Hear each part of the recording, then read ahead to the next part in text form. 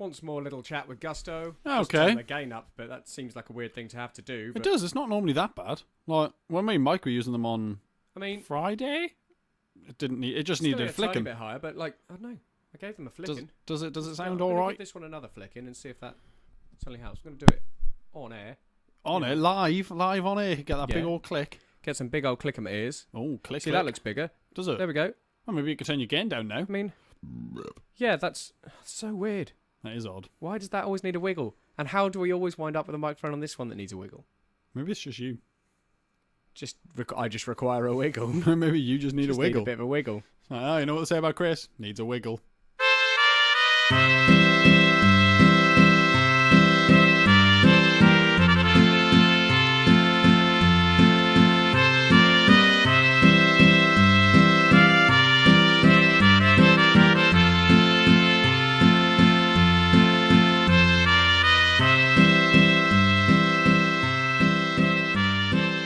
Hello and welcome back to the Space Jam Continuum, the show where we try to make a cohesive cinematic universe out of something that was never meant to be one. You look terrified. Yeah, it's because I was just scrolling through trying to find the point on the Amcal Noble. I was just trying to scroll through. You just realised we weren't ready to introduce the episode of a cartoon at all. Yes. So who did we have last time? We did the Crusher. The Crusher was definitely in. Yeah. Is Hippity Hopper our next boy? Yeah, I think it might be. Yeah, so it's jumping right in with sort of a new character. I'm trying to remember exactly what happened last time. So like Sylvester, Tweety, and Hector, like that went down pretty much as expected, except for Tweety killed Sylvester. Yeah, that confirmed. Yes, and then Elmer and Sylvester both died. Yeah. And then Bugs, who we presumed was going to sort it out, and presumably did sort it out to some extent between many rounds of back alley uproar, and I tore a putty tat. But then after that, he just went and boxed a giant man. Yeah, he did. Who ended up with there was a train involved. It all got pretty weird. So we were already pretty confident that Bugs is hedging his bets between baseball and basketball for what aliens are going to challenge the Earth to in 1996. Yeah. But, where do we think boxing comes in? Do you think that, for some reason, at a certain point in his timeline, there was a chance it was boxing as well? Well, no. Because he took a very similar approach to when he was doing the baseball. Doing baseball. Like, you just stand at the side heckling until he was involved. I think it's just physical training. Because, I mean, boxing is very physically demanding, especially when you're going on for 50, 60 to 100 rounds. Yeah. And, especially if you're going to start involving weapons like trains. Yes, I mean, the rules were hazy. Yeah. It was somewhere between, the absurd theatrics of wrestling and more of a stunt show. Yeah, and then just a train. And then it just got out of hand even beyond that. Yeah. But, I mean, Bugs did use his powers to get out, which was quite fun. He just deployed a bit of soil and he was out of there. Well, we can only assume that Bugs did, at some point, sort Sylvester out because he must have. He's in Hop, Look and Listen from April 17th, 1948, which we're about to have a look at. And it's got Sylvester, Hector, and a new fella called Hippity Hopper. So let's see what that's about. Yeah, I don't really recognise that name. No, I recognise the Crusher, though. Yeah, I reckon let's just jump straight in and see who he is. Sounds like a plan. So we're watching Hop, Look and Listen from April 17th, 1948. Join us.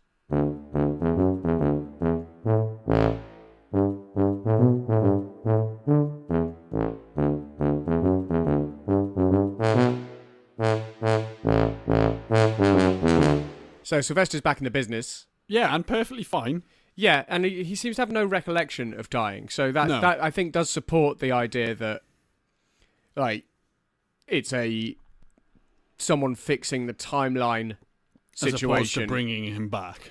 Rather than, going to the afterlife and bringing him back. Yeah. And the things we know that's within Bugs' remit. We know he can do that. We know that's a power sort of he has. Yeah. But the story in this one involves around a young kangaroo, Hippity Hopper, escaping from the zoo and basically going as snooping. He's a nosy little fella. Yeah. But he winds up in Sylvester's house where Sylvester's trying to catch a mouse. Yeah, he's gone fishing for mice. He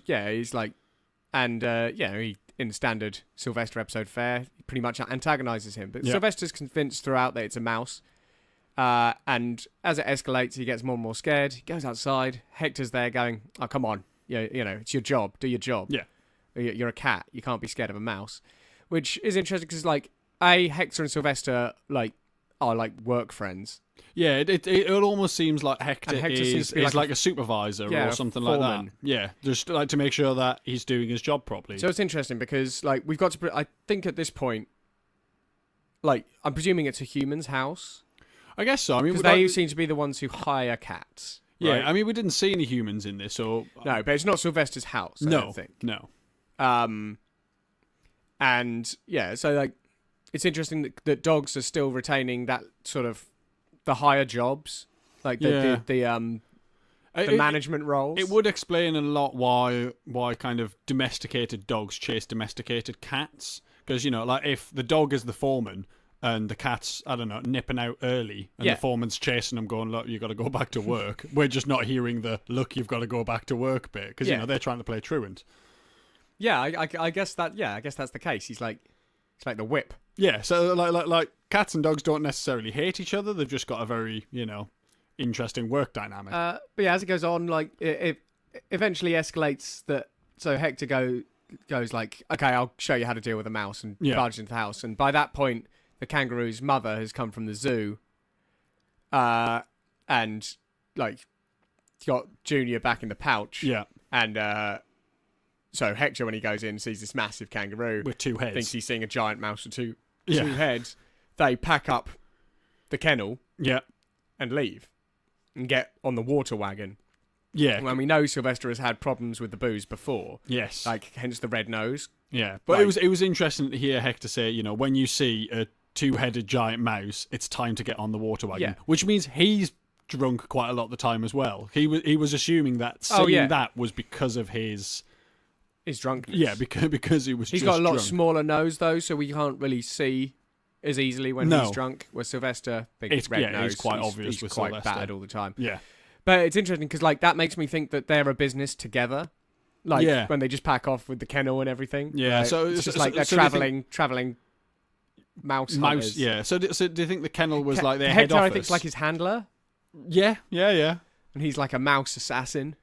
He's not a very good one. Didn't say he was a good mouse assassin. No, you didn't. Like what I found interesting was like right at the start, like he comes along with his fishing gear, and like he's there fishing for a mouse, and he catches one, but he's like, you know, this is too small. I'm just going to throw it back because he was trying to catch him to eat as well. Yeah, so like I guess that's part of his payment or a perk of the job. Yeah, but it's nice to see that he has some ethics in his mouse catching. Like, he doesn't want to catch them too small. He wants to wait till they're big enough. Whether or not that's just because he wants a good meal. But I think, I think he knows he can't just eat the babies. Do you reckon that they hire Hector's mouse catching operation? Yeah. And Hector takes the money. Oh, right. And Sylvester thinks he's getting a good deal because he's getting the mice. He's getting paid in mice. Well, I mean, if Sylvester is that drunk, he might just be sold a story and he's just like, yeah, okay, I'm in for this. Like, I'm getting like Hector's probably supplying the booze. It's just that Hector, much though he's like, you know, quite authoritative in this situation, he keeps Sylvester on track on the job. Like, so like in their specific format, like he seems quite important to it because otherwise Sylvester would just fuck off. But in terms of a business model, Hector seems completely superfluous to requirement. Oh yeah, definitely. It's just that he's a shrewd businessman. I reckon Sylvester's cut's not very big. No, probably not. Which is why he's like, just going to eat the mice. Yeah, and we do see him scavenging out of bins quite a lot. So he I'm guessing starving as well. Yeah, I'm guessing there's long periods between jobs. One thing we do need to cover though is why were these kangaroos in prison? Yeah, see, that was interesting. I mean, this dates way back to like really early in the first season, where you know we found really that criminal animals were sent to the zoo. Yeah, I mean the thing is like we know things have changed now. We know that kind of humans have become more part of society, so it's possible that. I mean, kangaroos not being native to America, as far as I know. Illegal immigrants. Well, that's what I'm thinking. I'm thinking that they've come over illegally, and not knowing what really to do with them, they've just banged them in the zoo, like mother and child into the zoo. Possibly just while they're waiting for papers to clear. Yeah, papers to clear and housing to come through. Because and stuff also like that. the baby kangaroo jumps out, and it takes the mother quite a while to leave. Yes. And I think it takes her a while to either the papers are through now, or it takes her a while to convince her like I need to go out and find my son. Yeah, so it's like, look, I'm not going to skip town. I'm not going to hop, jump, and skip out. But I think it's more likely, because that would sound like a bit of a story. Yeah, like especially if your kid has already escaped. Yes. Then I reckon the papers probably cleared while before he escaped the zoo, but they just hadn't got round to coming round and going okay, everything's in order. You're clear to move in, start your new life in this land of the free. So do you reckon the mother was hiding the fact that her kid had skipped off because she knew that... She goes, he's just in the pouch. Yeah, like she knew that if he was out illegally before the papers had come through, that would slow things, because they'd be like, right, no, you've broke the agreement. It's so she's kept it... Well, that's why she was so angry. Yeah. I think she was worried, but I think she was also like, you jeopardised our chance of... getting housing here and... Yeah, and as their life continues, as Junior grows up, I'll be interested to see how, that dynamic affects their relationship. Yeah. That's an interesting one, because, that would explain why they were in zoo prison. Zoo prison? They just call them zoos. Yeah, they do just call them zoos. It's just the toon word for prison. Yeah. Right. They do have prisons as well, though, but they just have different... I think it's the zoo, though. Yeah. It's just... I think also, if you're a pig or something, or a goat, you get sent to the petting zoo, and it's but maybe it's weird. It's like Borstal. Maybe not if you're killer. No, I don't think he would be allowed in the petting zoo. No, he'd just be in a regular zoo, and everyone would be going around going, "This is a shit zoo." Yeah, why have you got a pig? Why is he sat in an armchair? This is weird. But yeah, so we've seen no evidence of bugs saving Sylvester, but we're still going to roll with. I think that's what's happening. Well, realistically, he's the only one that could do it, unless Elmer's managed to do something. But... Yeah, we also don't know how deliberate it is at any point, or if it's just Bugs' actions around the timeline just happen to sort things out. Just put Elmer in a different position or put Tweety in a different position. We don't know. Also, Sylvester trained up quite a lot to catch this kangaroo, although it didn't go well. There. I'm wondering if Hippity Hopper is the linchpin in Sylvester's inevitable training regime. I don't know if he's going to be the only one or if he's the first, but basically of adversaries that are more difficult for Sylvester than just a mouse, but aren't trying to kill him like Tweety. Yes, yeah. It makes you even wonder, how much of these other things being sent to harass Sylvester is set up by someone who knows he might have to play basketball later. It's very possible. The thing is, we have seen him randomly appear in basketball shoes as well. Yeah, exactly. Someone's trying to drop the hint. Yeah, exactly. It's look, you got to get used to these things. Shall we move on? I think we should. Okay. It's just Porky. It is just Porky. We don't know. And without the framing of other characters, it's getting increasingly difficult to tell. It is. I think this one's going to be quite tight. It's called Nothing But the Tooth, so I'm thinking it's going to be fairly dentist-based. Dentist-oriented, yeah. Yeah, so I'm thinking we're going to be able to find out based on either he is the dentist or his reactions to the dentist. I don't think he should be the dentist. I definitely shouldn't be the dentist. But it's possible he's going to the dentist and seeing somebody in that sort of stressful situation. If you are one of these people who find dentists stressful, but seeing somebody in that sort of stressful situation, if he whips out an AK-47 or something like that, we're going to go, okay, that's Porky the Third going to the dentist. Yeah. But, Porky the Fourth, I reckon he'll be a bit more chill about it. Well, let's see what's going on. We're watching Nothing But the Tooth, which is a Porky Pig number from May the 1st, 1948.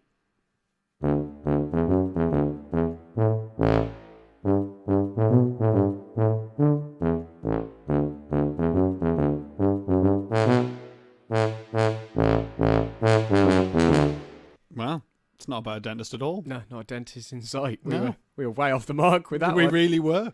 But But then they sort of were. The tooth was in the episode for all of about 4 seconds to either end. Yeah, It was an interesting episode. So like, we're taking this one as it was Porky the Fourth doing a show. Yeah, I think it's business as usual for Porky again. Like we thought at first it might be his great granddad again, which we've seen before. Because it was set in the past. Like it came up with it. But it would have been Porky the Third's great granddad is who we saw before. Yeah. But they started making references to actors and things. Yeah. And so like from our world. Yeah. And so yeah, I think it's business as usual again for Porky the Fourth, which is it's quite nice to see. It's that quite nice. It's just again. like, do you know what? Let's just get back to the old school. Shall we just do some nice stories?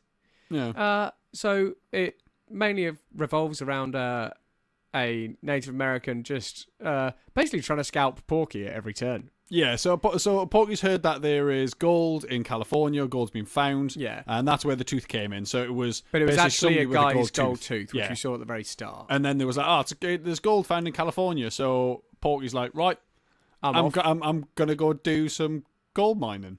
Yeah, so he's traveling over that way. Yeah. He's got his cart. He stops at the gas station, which they just use, I guess, because he can't be bothered to just pull the tarps over some rails. They just inflate it. Yeah, with methane. Yeah, so far as we can tell, with methane. Yeah. So, like, but what was interesting is when they exploded. So when the arrow hit and the cart kind of exploded, the ashes or the remnants of the rails were there. Yeah. So, like, there definitely is rails underneath the tarp. I think they're sort of flexy. They sort of pop up. Yeah, so kind of like tent poles are now. You know, they're just like click, click, click, click, click. But they need that initial. But as to they why just need to be pinged past a certain point. Yeah, as to why they were filling it up with methane, knowing that it was going to be an explosive. I mean, Porky did seem alarmed that it exploded when they fired fire arrows at it. So do you think this gas station had got it wrong and they were supposed to use, like, I don't know, helium or, you know, just an inert gas, like CO2 or something? Yeah, I reckon so. I reckon something had gone wrong. Like, yeah, they just got the wrong gas delivered that day. Either that or they're just chancing it. Possibly. Maybe methane was on cheap and they were like, oh, well, we'll just get a couple of canisters of that. for one day. Yeah, like, it'd be fine. Like, probably who's going to blow up? Yeah. It'll be fine. We'll just send some, just highly volatile cars through engine territory. Yeah. I did, so, yeah, the little guy's trying to, so it's a tiny guy. Yes, yeah, so it's a tiny Native American with a large axe. I did notice that it's the one time, I think, that we've heard Porky refer to a Native American not as an Indian but as a tribe. He calls him Mohican. Yes, but then he goes, "Oh, that's not offensive." So he calls him a midget as well. It's just like, oh, for fuck's sake, Porky. It's like it doesn't have to be this way. No. Like if you haven't said a sentence with an offensive word in it, that's okay. You don't have to. It's just stop. It's fine. You can end the sentence with a full stop, just like you normally would, and carry on. Yeah. Why didn't someone tell this to Porky in 1937? Well, I mean, it's hard to say. Right? I mean, this was 1948, but someone should have told him then as well. Yeah, they should have kept telling him really until he sort of picked up on it. Yeah, would have been a good idea. So I don't know. There was some weird stuff in this that we noticed, but ultimately, as it's a show, I don't think it gives much like worldview away. It's just I think it's just a nice little break for Porky the Fourth to actually be able to do his job for a bit. But that we did notice some things. Porky doesn't resonate. No, he doesn't. When normally in a cartoon, when someone hits something with another thing, it sort of vibrates and they sort of vibrate with it and like jitter off. And that happens to the Native American, but not to Porky. He hits the rock with the axe. Yeah, hands it to the Native American, and then he jitters off. Yeah. So Porky does not resonate. Shock absorption. We'll chalk that up to Porky's doughiness. Yeah. And I don't know if it counts as a toon power, but it's definitely something that Porky's got going for him. Yeah, it's definitely something which he can use to his advantage. And maybe, like, because, I mean, physically, Porky the Fourth and Porky the Third are quite similar. It might have contributed to the difficulty in assassinating Porky the Third if he can just absorb tremendous force. Yeah, I mean, there was an X-Men with that say, power. It was the Blob, wasn't it? I'm sure there was a character, the Blob, like basically. I don't think he was called the Blob. No?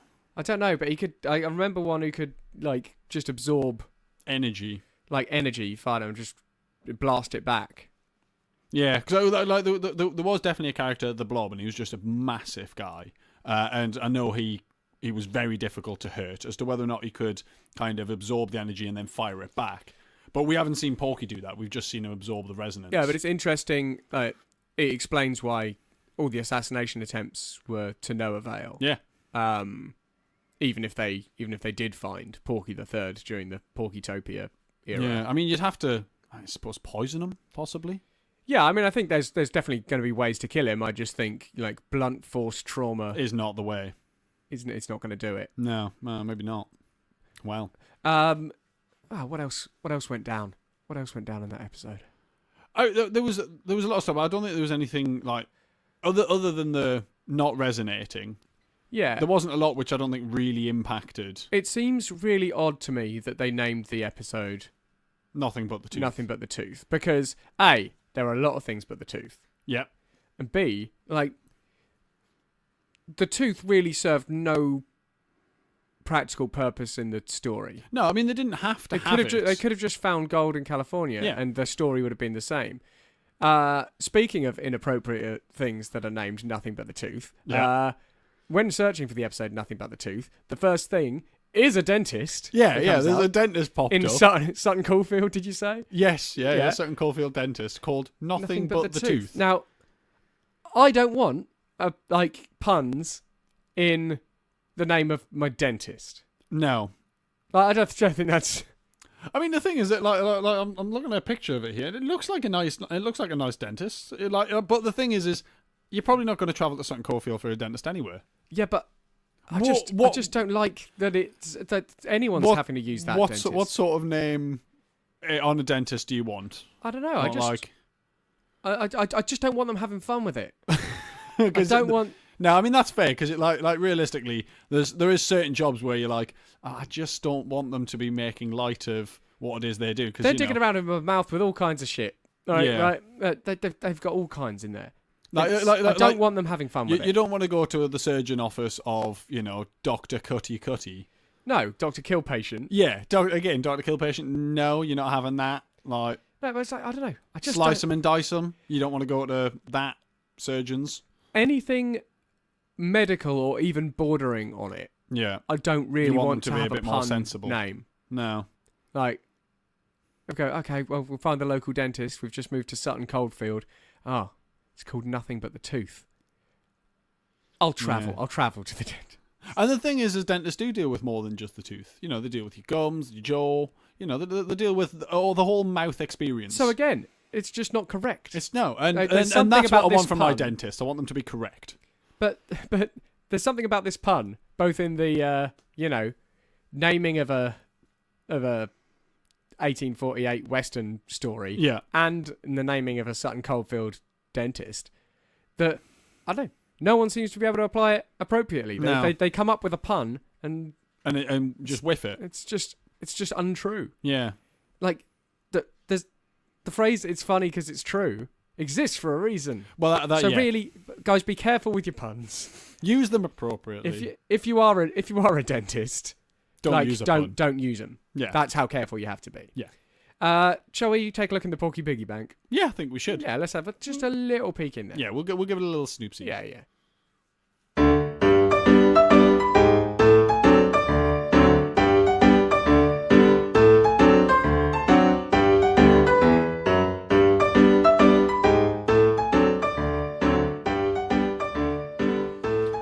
Okay, so we make the Space Jam Continuum for free. All the time. Constantly. Every time. Without relent. Every time. Except a couple of times we didn't do it between the seasons. But otherwise, we've done it every time. Yeah. And I mean, but every time we've done it, it's been for free. Every single time, yeah. Every time. We charged people to come to the Roger Rabbit one and then betrayed those people by putting it on the internet for free. We did, but then we needed those people. And and we also made a little bit of a loss on that, so. I mean, yeah, the loss was £8. £8 loss, not bad. But then someone bought me a beer afterwards, so it's actually more like £4. I see it more as you're down £4. Yeah, I mean, I probably am down £4. Maybe you should buy me a beer, and then we'll both be down £2. How's that sound? Yeah, okay. We'll do. So Chris is going to buy me a beer. But this is the kind of dire straits we're in. That the Space Jam Continuum is not a profitable enterprise. It's really not. But you can help us out. Yep. If you enjoy the show, please go over to kaiju.fm and check out the Support Us page. For as little as $1 a month, which is like 25 cents an episode, probably less than that. Sometimes we do 5. Exactly. Sometimes we do. That would really help us out. And it could be even less per episode if you listen to some of the other great shows over on Kaiju. And there is a lot of great shows. You've got The Prestige, which I'm currently on, putting Rob through his Wes Anderson paces. But yeah, that's for film lovers. If you're a film lover, check out The Prestige. We've got Lore Masters over there, which is a little nuggets of inspiration for your Dungeons and Dragons or other fantasy RP campaign. And that's a nice little one to just have.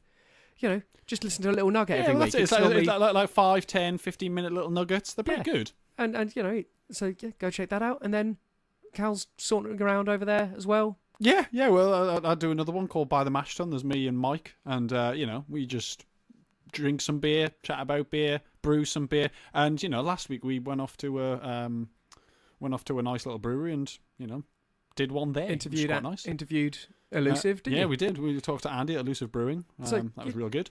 So yeah, there's all kinds of stuff over there. And, there is. If you listen to all that every week, it's real cheap. But I mean, do bear in mind we're not going to spend this money on beer. This goes to anything you donate goes to the network. Yeah, it just goes to the upkeep of the network. So Chris still has to buy me a beer. Yeah, because just to keep that balance. Yeah, no, I'll still buy you the beer. Yeah. Don't worry about that. Just I'll balance it out. But yeah, so if you can afford to do that, then please consider it because it just helps us keep everything ticking over. Yeah.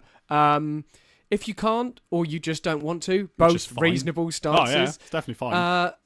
There are other ways you can help us out. If you listen to us on iTunes, please leave us a review. Yeah, and we know people do. And we know people do. We've got the stats. We've looked at it. We see it. We see you, iTunes people. I mean, we don't see your address or anything. No. We just know there's some stats. people there. Yeah. We don't have your vitals. No, or anything like that. We just know there is people listening on iTunes. But yeah, please give us a review because it really helps our visibility. Currently, we don't have enough reviews on there to reach warrant the threshold where we get a rating. So please just take a minute out of your time next time you listen to it, or just after you've listened to this one, or during. If you're listening in a situation where that's possible. Yeah. Right now, it'd be great. If you can't leave a review, you probably do have the ability to tell people, or at least inform people of, the great show that is, the Space Jam Continuum. Spread the word. Yeah. If you're a tattoo artist, maybe print out little things where you're giving out cheap tattoos that just say the Space Jam Continuum podcast kaiju.fm. Just our details, and then just tattoo it on people. Maybe do that. It's an option. Yeah, I think it's an option. It's an option. But, just spread the word. And get involved in the discussion as well. We've got you can find us on Facebook, at the Space Jam Continuum. You can find us on Twitter, at TSJ Community. Get involved in a little chinwag. There's loads of ways you can get in contact with us. Just every little helps to just, spread the word. And, it's nice to know that there's people out there listening. It'd be nicer to know there was more people out there listening. It would be nice to know there's more people out there. Do help us out. Shall we get back to the whole, the podcast bit that we do? I think that's a good idea. Yeah, I think so. All right, then. Let's do that.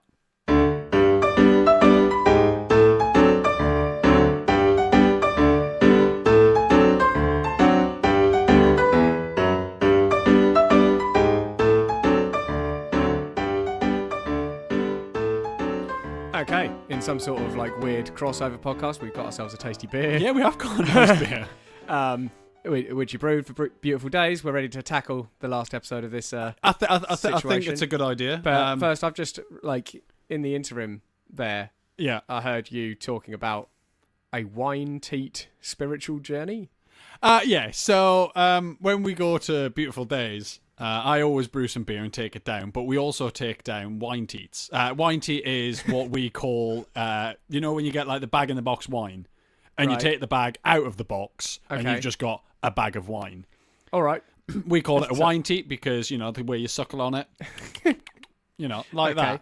Do you just carry it around? Yeah. Or do you, because I know, wine teat, I was expecting, one of those camel packs full of wine. Oh, no, you don't do that because otherwise you taint that.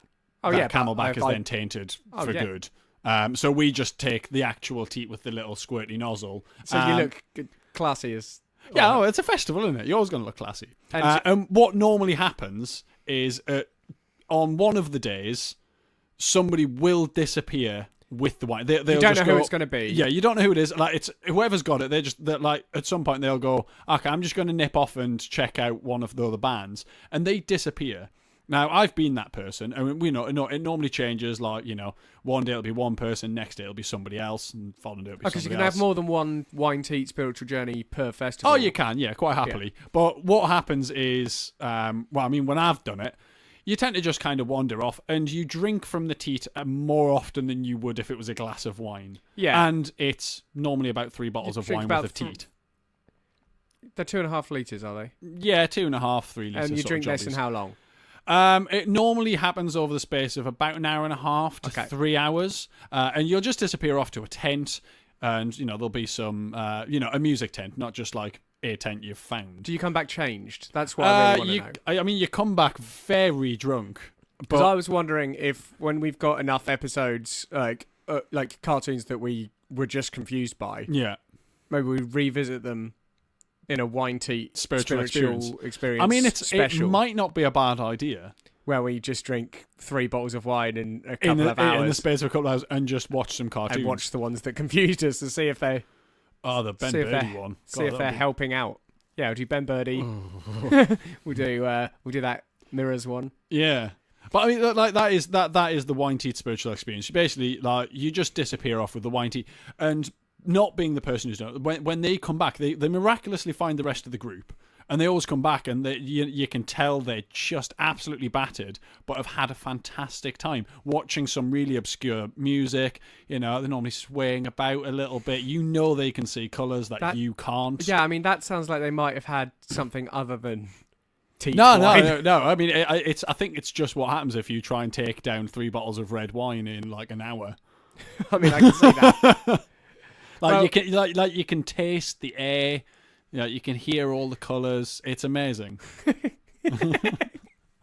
Well, we won't do that now because we've only got one more cartoon to watch this time round. Yeah. And, if that amount of wine in 2 hours sounds like a bad idea, it definitely sounds like a bad idea in the next 8 minutes. Yeah, no, it really So does. we'll just drink this nice beer. Yeah, I think that's a good plan. And we'll watch... I think it's a Bugs number, isn't it? It is. It's a Bugs Bunny and Yosemite Sam number. Classics. Called Buccaneer Bunny. Yeah. From May 8th, 1948. I'm expecting some pirate action. Yeah. Because Yosemite Sam's quite easily reapplicable from his bandit style to another type of bandit. A sea bandit. Sea bandit. Yeah. Yeah. Let's see. How come Sea Bandit never stuck? It's not as good, is it? No, it's not. And I think Pirate was probably around before Bandit was around. Do you reckon? I don't know. Let's go on an etymology adventure next time. Okay. So we're watching Buccaneer Bunny from May 8th, 1948. Get involved.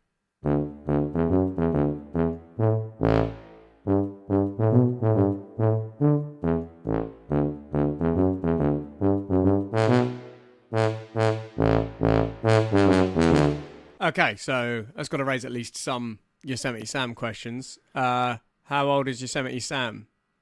Well, there was no time stamp on that, so we can. There was not, but we've seen him in the 1840s. Yeah, and presumably later, the late 1800s. Yeah, golden age of piracy is what. Late 1600s, early 1700s. I mean, it's possible that Sam isn't like a human, because we discussed this before. What is Sam? Because we we've posted seen his a buddies. grotesque image up on the Twitter a while back. We'll bung that back up again so you can have a look at it. Yeah, but it posits that Sam is more sort of face tentacled Cthulhuoid situation, but we did see him there without those. Well, we've seen him with mustache stalks. Every time he gets blown up, he never loses his mustache. There's always some sort of stalk-related thing there. Yeah. So it's possible that those tentacles shrivel up when exploded. They retract. They just retract in for safety. Yeah, possibly. Yeah. Kind of see that. But what I'm thinking is, he's actually just really old, and he's always been a bandit of some description. Like, he's whatever type of bandit at the time. Yeah, so, he moves about, and, in this one, he happens to be a pirate. I wonder if there's any later episodes that are like him, but it's like, I don't know, Heat. Yeah. Possibly. Or maybe he's like a Wall Street banker. Oh. The true criminals. Satire. Yeah. So, yeah, I'm just wondering if whether or not it's going to be like that. But, yeah, I don't think he's definitely not human. He just but persists. I'm thinking he's just attracted to bandit lifestyle. So how old do we think he is? Because I bet there's one at least where he's like a highwayman. Yeah. I mean, I don't know. Like, if we're thinking he's sort of like Cthulhu-esque, like, is he an elder god? Is he a kind of? I think it's more like that. I think that he's made sort of a pact with an eldritch being, right? Don't you think? And he's and over the time that bond has warped his features. So possibly he started out as a human. Yeah, like those tentacles grew inside the mustache. Yeah, maybe he didn't even know about them. No, so maybe the mustache is a symptom. So maybe he never really had a mustache. He just started growing one and couldn't stop it. Like, yeah, it's like starts to manifest like those weird Innsmouth fish people. Yeah. That's interesting. That's an interesting thought there, isn't it? Yeah, I mean, like we've got to work out what's going on with him because, like, we've seen him, yeah, like as we say, in a lot of bandit sort of situations, but they've mostly been Old West type things. Have we seen him in a modern episode yet? I don't think we have. Like a modern. The thing is, we've only seen Yosemite Sam 3 times, maybe 4 times, and like he's starting to speak more as well. Yeah, I don't know, because also like he never seems like a very good bandit in any of these eras. Like he's an old dog having to learn new tricks. Yeah, it's but I mean, okay, I'm doing it this way now. I'm a pirate now. He was proclaiming various different bits to Bugs. He was talking about being the rootinest, tootinest, shootinest. So he's kind of, I don't know, he's almost trying to spin a poem about his lifestyle and like the time that he's been alive. But rootinest, tootinest though, that's from later. But then maybe it's from him. Yeah. The etymology issues are becoming interesting in the Tooniverse. Like we had maroon again in there. Yeah, but I mean the thing is that came from Bugs. Okay, from Bugs, and Bugs all know. Yeah, like he is aware of like the Marine Studios. Exactly. So he's probably jumping about, and he was never really worried at this point. Like the end of the episode ends with them back on the island after having a load of shenanigans on the ship, and Bugs just having a lot of fun teasing Yosemite Sam. Ends up back on the beach. Bugs jumps down a hole. Yosemite Sam. Bugs' powers work on sand, by the way. Yeah. They work on sand. Yeah. Which is, I mean, we've never seen that happen before. We assumed it was just soil, but that does fit in. I mean, they're both S related because they both got S's at the front. Yeah, it's interesting though. It's like, at some point, I'm hoping we'll build up a real picture of what limitations, composition, warrants soil. Yeah. Because sand seemed fine, and that was definitely nearly all sand. Yeah, well, because they were always on the beach of the island. Yeah. But Sam ends up pointing his guns down the hole and sticking his head down the hole, and then it just blows up. And what you're left with is actually a cannon from the ship under the soil, and that was the opening and the cannon. And Sam had just stuck his head down, and Bugs had pulled the thing, but he was stood next to the cannon, so he jumped down the hole, got out of the cannon. Pulled the string or lit it, but then he said, "I haven't even begun to fight." So this is a later Bugs, and he's just like this isn't even testing the war Bugs. Yeah, like this isn't even testing my powers. Yeah, he's like, he definitely knows he's the shit. Yeah, that's it. He pops out at the start just covered in jewelry. Yeah, loads of bling. He's just like, boom, check me out, come to my bling. Because we see Bugs go through phases. We presume it's always a latter Bugs in those phases where he's just really into himself. Yeah, he's just he's a big man. Oh, he knows what he's about. He's just like, yeah, I'm cool. What you got? But yeah, I mean, it's going to be interesting to see how many different eras we see Elmer in. Yosemite Sam. Yeah. And how his arc progresses, how his character progresses, because we're presuming currently that he's just going to progress in a linear fashion through time and just. But the thing is I've always known Yosemite Sam as kind of the bad guy. But as we've seen time and time again over this like the last year, we're and a bit, we've been doing wrong. This, yeah, we're always wrong. Like it's always like, okay, well, the bad guy is inevitably always a good guy. But I just don't think that's going to be true with Yosemite. We know he ends up being good. But he wasn't really like. I mean, he's been a lot of bugs, like to-dos. Yeah. But like, it's not like they're a classic double team. It's like they're classic nemesis. Like Yosemite Sam seems peripheral. Most of the times he's been wrong. It's like, it's a classic double team. It's Bugs and Elmer. It's Sylvester and Tweety. It's Porky and Daffy. Yeah. Like Yosemite Sam seems to be more of a free agent. Yeah, he does seem to just kind of drift about causing mischief. But the thing is, we know he's in Space Jam. Yeah. So the thing is whether or not he's recruited for the fact he's willing to play dirty. Yeah, maybe. He's on the bench, but he's there to be. Yeah, like Bugs is like, right, okay, if this becomes a game of, just down and dirty sort of sport, then that's where it's going to go. Good basketball game is, besmirched by, heaven forfend, any sort of wacky cheating. Yeah. On either side, I'm ready for that. Yeah. I've got this guy. I've got the wild card, Yosemite Sam. Yeah. Who needs integrity when you've got 2 guns? Exactly. The famous line from the film Space Jam there. Exactly. It's not. No, I don't think it is. Or maybe it is. It's been a while since I've seen Space Jam. I'd be very surprised if it was in there. I'm sure we'll get there. I'm going to look out for it. I'm sure we'll get there eventually. I'm sure we will. I'm going to look out for it, though. But yeah, I don't think that answered much. We've got some interesting ideas about Yosemite Sam. Yeah. But that's sort of it. And find out that Bugs, power works in sand as well is quite good. Yeah, I mean, it opens up his options, certainly. Yeah.